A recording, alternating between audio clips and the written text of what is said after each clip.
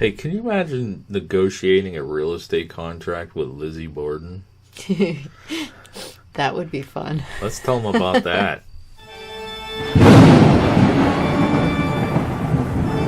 Welcome to another episode of Our Haunted Travels with your hosts, Sean and Marianne Dawn.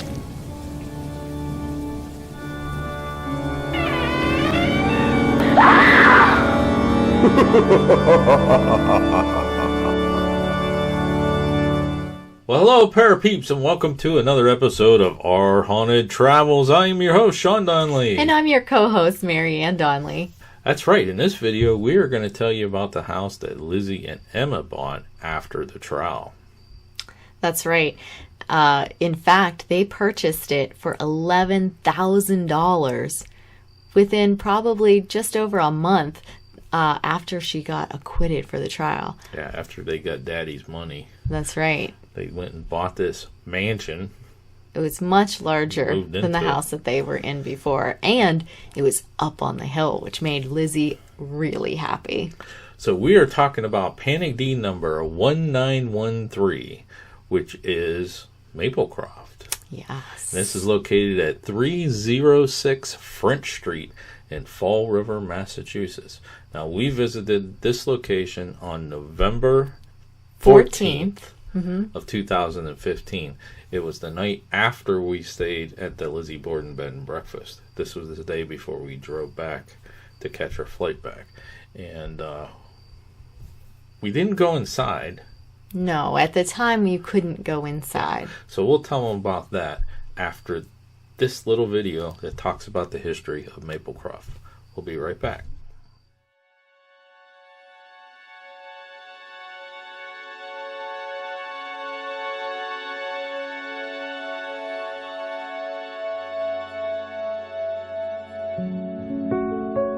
Maplecroft is most well known as Lizzie Borden's home on the hill. She lived there from shortly after her trial, where she was acquitted of murder, until her death in 1927. Most people do not know, though, that she is the only owner that ever died in the house, and her wake was held there as well, right in the parlor. The house is also known as the Charles M. Allen House, as Maplecroft was built in 1889 for Charles Allen, who lived in the house until he sold it to the Borden sisters in 1893. The building at 306 French Street, formerly 7 French Street, is a 17,860 square foot house, and it sits on just under half an acre. It is identified by its name, which is etched in the top step in front of the house. It's a 2.5-story clapboard Queen Anne with a 4-sided steep turret that's angled toward the street and has a stone foundation. It has a gable-topped bay window, corbelled chimney caps, barge boards, stained glass windows, and flat dormers. It has 8 bedrooms, 3.5 baths, 6 fireplaces, 2 sunrooms, a kitchen, a dining room, a parlor, a grand staircase, and a wraparound porch. It features walnut wainscoting, parquet floors, coffered ceilings in the parlor, a tin ceiling in the kitchen, and the floral wallpaper that Lizzie personally chose for the dining room. The mantel on the second floor bedroom, which was previously occupied by Lizzie Borden herself, has the inscription, "Mine Ain Country," surrounded by thistles. And Lizzie's bathroom still has all of its original fixtures, including the clawfoot tub, and even has a mirror that dates back to around 1910. There's also a cubby in the house where milk deliveries were left each day. It's a little square door that's hidden on a wall of the back porch. And yes, it still opens. The estate also has a carriage house. Now, the original building permit is from 1889 and identifies it as a wooden tenement that would be 39 by 48.5 by 35 feet with a stone foundation at a cost of $7,000. Lizzie and Emma Borden purchased the house for $11,000 just after Lizzie's trial was over. The deed was in fact recorded on August 10th of 1893, and they moved in on September 2nd of 1893. They owned the house from 1893 until 1927, the year that both of them died, just 9 days apart, though Emma only lived there until 1905. It was actually Lizzie who hired the mason to etch the term Maplecroft into the front step and also replaced all of the mantles. In 1909, Lizzie also had 2 additions made to the building. August 15th, she had a 14 by 15 foot 2-story addition that cost $1,000. And September 18th, she added a 1-story wooden addition that cost an additional $1,100.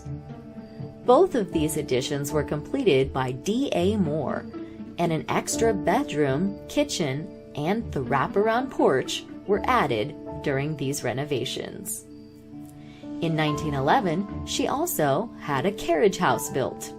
After Lizzie's death, Maplecroft remained vacant through estate proceedings from 1927 to 1933 and was at that time in the care of Lafayette Bank.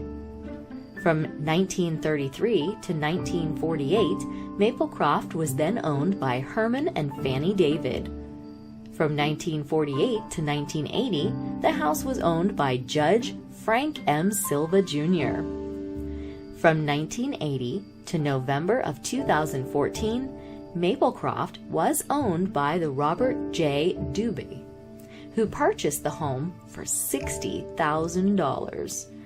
During the time that Dubé owned the home, he briefly ran it as a B&B and gave tours of the building. These reportedly, though, did end in about 1992.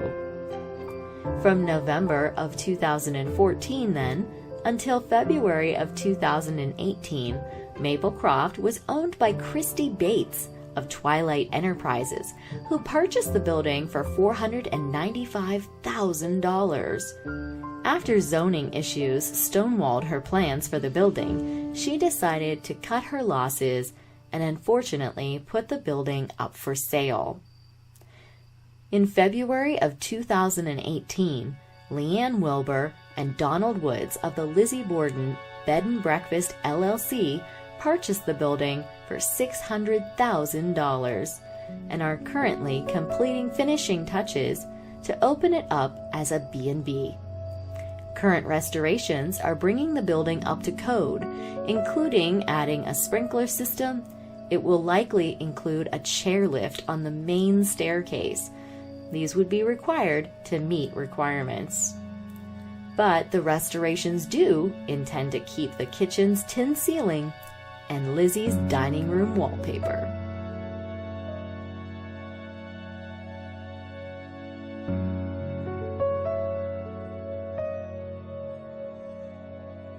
Okay, so our personal experiences at the time, you couldn't go inside. And as you mentioned, it was privately owned. Correct. But during our experience at the Lizzie Borden house, they give you directions and a map and everything on how absolutely. you can actually go up and see Maplecroft. And everybody did it. They just went up there, stopped, you pull over, you get out, take pictures, which is basically what we did.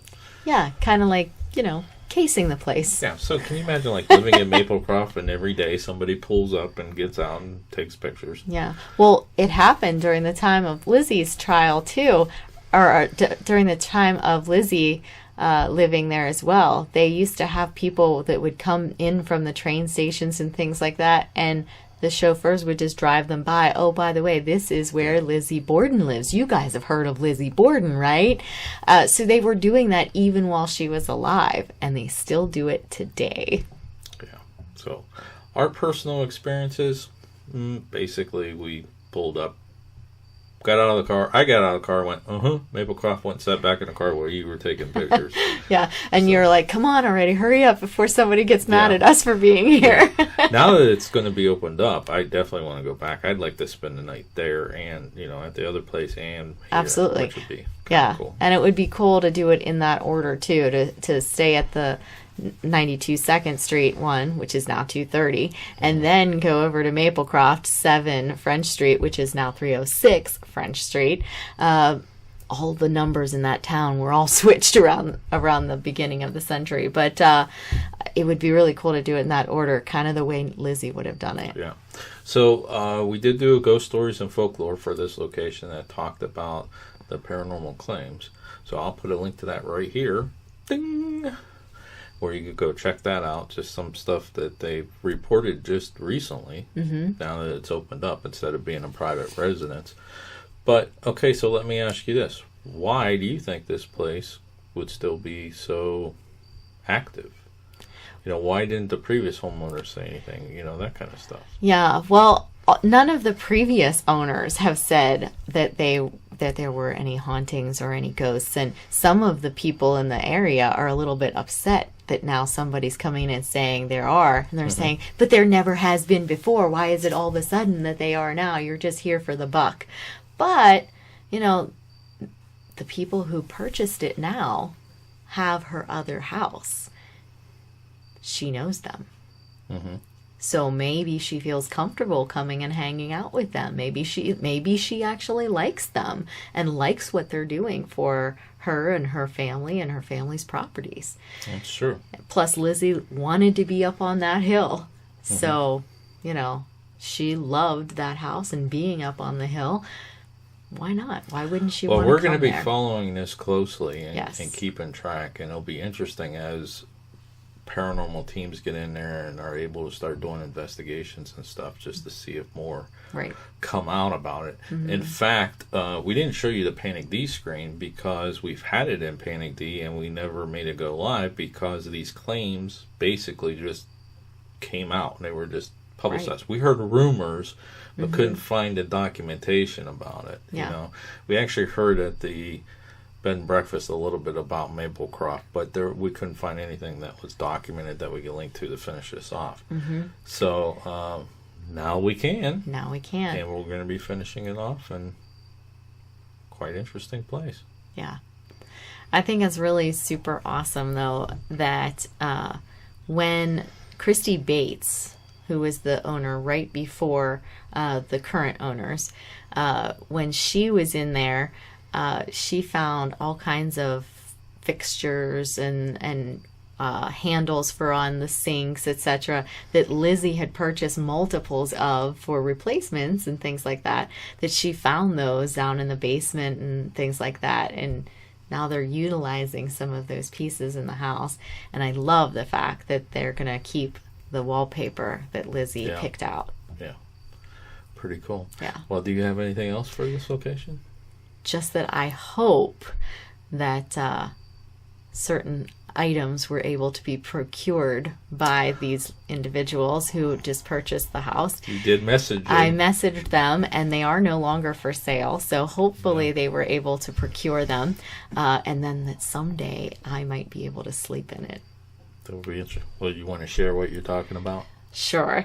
So on eBay, shocker, about a week ago, I noticed that there were Lizzie Borden's bed from when she was at Maplecroft and her dresser were actually available for purchase. And I sent messages to the current owners and I said, I think that you need to procure these. They need to be in Maplecroft. And I don't know. We'll see what happens. I didn't get any messages back. Yeah. But they are no longer for sale. You did your duty. I did my due diligence. Yeah. The only thing I could have done better was to purchase them myself and donate them. Well, that wasn't going to happen. That wasn't going to happen. Because they were quite pricey. Yeah. But. Yeah. The shipping was almost as pricey as the items. Yeah. But. Yeah. All right. Hey, until next time. Thanks for watching. And happy hunting.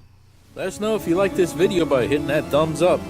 Also, if you'd like to see more videos from us in the future, support our channel by hitting that subscribe button and dinging that bell so you get notified the next time there's a video from Panic D Videos.